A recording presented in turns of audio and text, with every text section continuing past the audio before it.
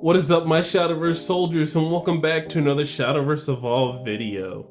And what a wonderful Wednesday it is, my Shadowverse soldiers. I am finally back from being sick, because God knows it was very bad. I could not record any videos. I was hurting the entire time, but I am so glad that I feel a whole lot better and I'm able to do this. But without further ado, let's go ahead and get into these different prices for set 6. So I don't usually look at the leader pricings, but I want to say that if you want a different leader card for Dragoncraft, this is pretty affordable outside of all the other leader cards that we have gotten. Because, you know, the last one I can think of was the Colleen one or the Lover's Dragon one. And those really go for a bit of a higher price, but this one's kind of affordable. Sitting at $38 is not too bad, with a market price of $43, and then the most recent sale had it at $36 with a listed median of $45. So it looks like this is a pretty affordable leader, so if you're a Dragoncraft player and you want to rock another leader or just have something in your collection, or just something for set 6 for a leader card in Dragoncraft, I'd say go ahead and pick it up, because this is not a bad price. So we're finally going to be getting into the meat and bones of it. Let's go ahead and talk about Kuon. So Kuon is definitely a card that everyone's been talking about to be the age of Runecraft, and I'm finally excited to see that it's here. But going for his price, he's going for $35 with a market price of $19. Most recent sale had him at $20 with a listed median of $37. Looking at the other prices, it looks like he is going for around $35, $40. So this is an expensive legendary to have one of. We'll definitely be talking more about Kuon and the Onmyoji cards in the Inverse Academy that we're going to be having either tomorrow or Friday, whichever day I'm going to be having it. I'm still setting up the videos and whatnot, but I'm looking forward to talking about this deck with you guys. Alright, and next up we have Amataz. So this is the card that's going to be making fairy spam actually pretty playable, because as soon as those fairies come out, you don't have to wait for them to swing anymore. Now you're able to be giving them storm, and they can swing as like 6/6 if you get them that big.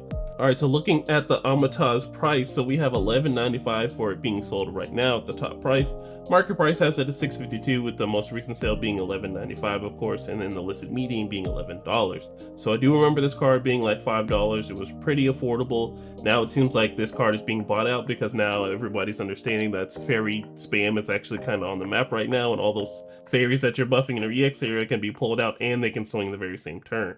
So looking at some other prices, we have $11.95, $11.98, $12. So it looks like it's around $11, $12 card right now if what you're going to be picking it up for. So if you want to wait, I would say wait a little bit to see if this deck, actually gets put on the map. It might go up. It might honestly go back down, because the market price is at like $6. So I would think more about that.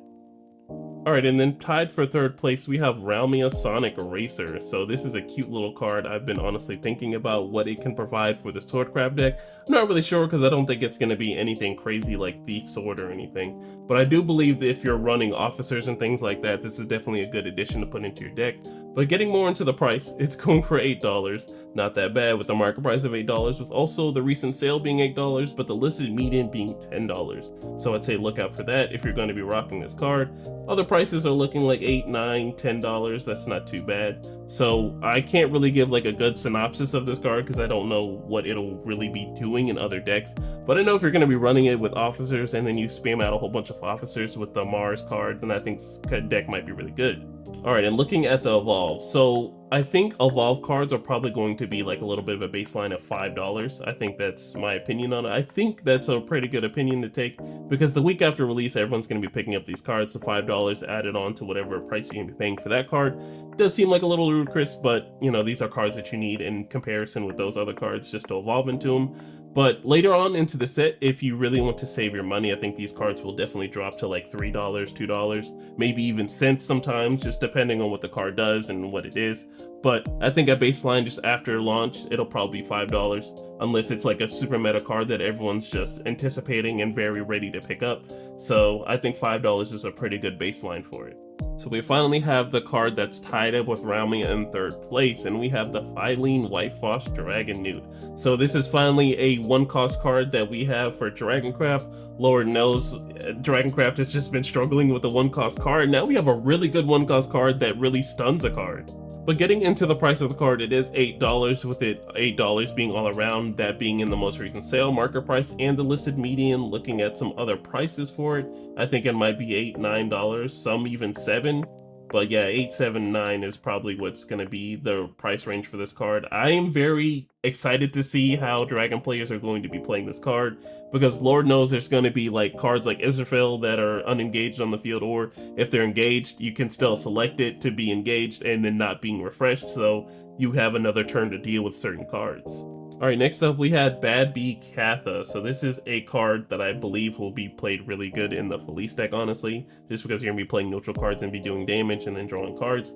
But I do love these neutral cards that have the multiple choosing of effects, like, hey, I have multiple choices of effects, well, you can choose one of them. Now, it's not going to be anything like Olivia or anything, but it is like a nice little discounted version of her.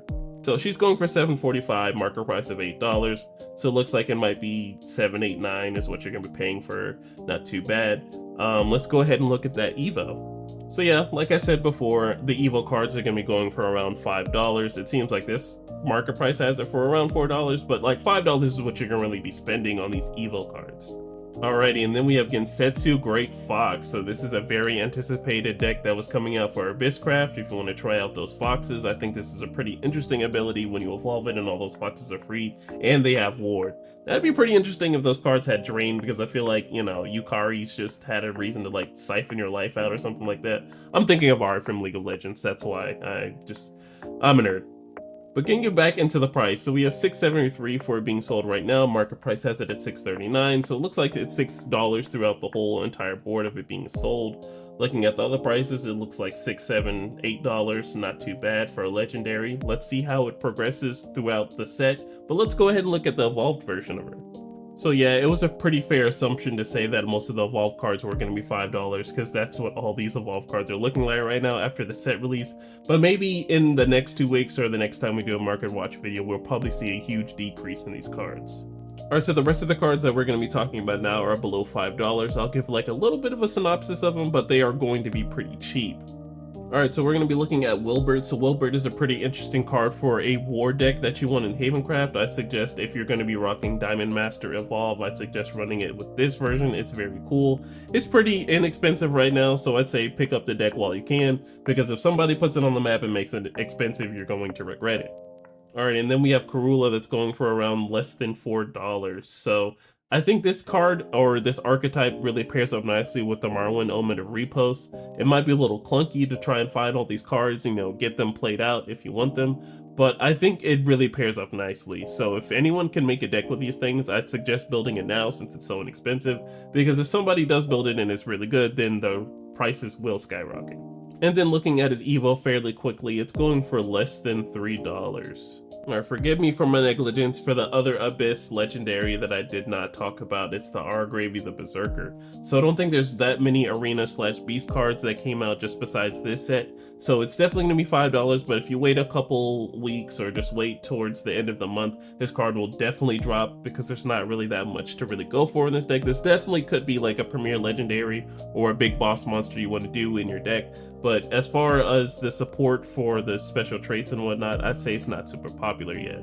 Alright, and then we have Kagemitsu. So this is a 1-cost card that is pretty interesting with a nice ability. It's going less than $4, so it's pretty affordable.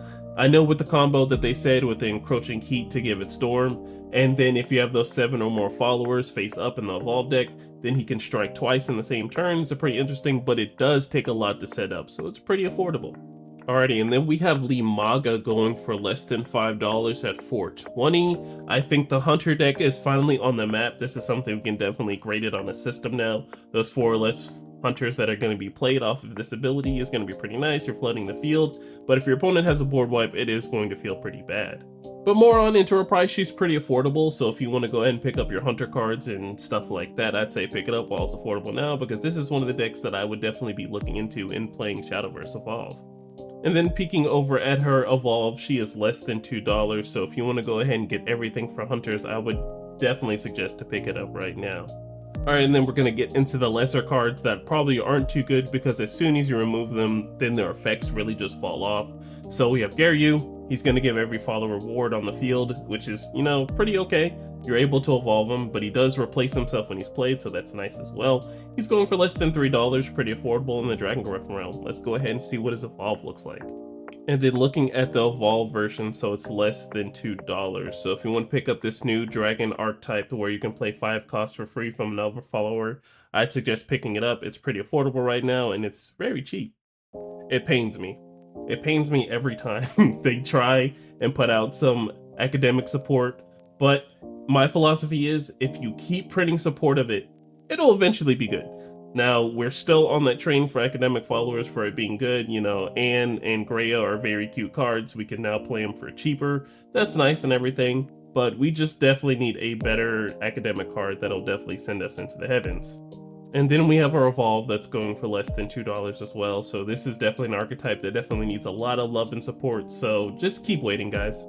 All right, and then we have the Glory Finder card. I really don't know what I can say about this card besides you being able to play the Colosseum on high. I've never seen anything like it before. This is definitely a Glory Finder card where you get one of it and then play it and then get its effects of clearing the board, and then when it dies, you get its effects too. So a slow game of Glory Finder, can see you playing this card, but in regular Shadowverse, yeah, it's not gonna make it. Alright, so we did go through all the legendaries, but now we're just going to go to the key cards that you're going to need in the other decks that are just a little expensive. That's probably going to be more in the Onmyoji. We're going to look at Cursecrafter and stuff like that, and see what is really expensive in like the gold and silver rarities, which probably won't be too much, but I know the Kuon deck is just a little expensive right now.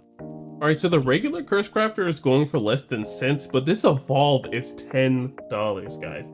That is insane. So I did say that most Evolve cards are going to be $5, but Cursecrafter's ability is just pretty good, just to deal 6 damage to something, or a potential 8.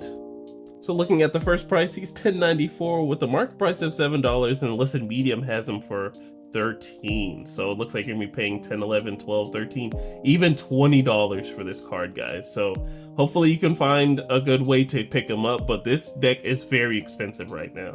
Alright, so yeah, I lied. That Cursecrafter Evolve was the only expensive gold/silver card that we were able to look at throughout the whole thing. It's just pretty affordable besides, you know, the Kuon deck just being pretty expensive. Just the Cursecrafter Evolves, and then Kuon being $35 with that being $10. It's just, the deck's just expensive probably because it's the most anticipated one. Alright, and before we send off, I want to go ahead and tell everybody that I now have the link in the description for the Sunday webcam tournament this Sunday. I want to see who's going to be the best for set 6. So far, we haven't had that many people, but I know with the release of set 6, everybody's anticipated for the new cards and the new decks. So I want to see these decks played so we can see a good VOD on Monday, or if you tune in onto the Sunday stream for a lot of people, I hope you can be there. Unfortunately, I won't be there because I have to go to an event this weekend, so I'll be there in spirit, but I hope you guys can show up. But that is the end of the video. Thank you guys so much for watching. I want to apologize that I was on such a minor hiatus just from my health just being bad, and I hate that I just couldn't make content because I was literally sick, and I enjoy doing these things for you guys. But make sure you guys like, comment, and subscribe, and I will see you guys in the next one. Bye. Yeah. T-R-I-N-N. Just to get you away. What I got to do, what I got to do. Just to get you away. What I got to do.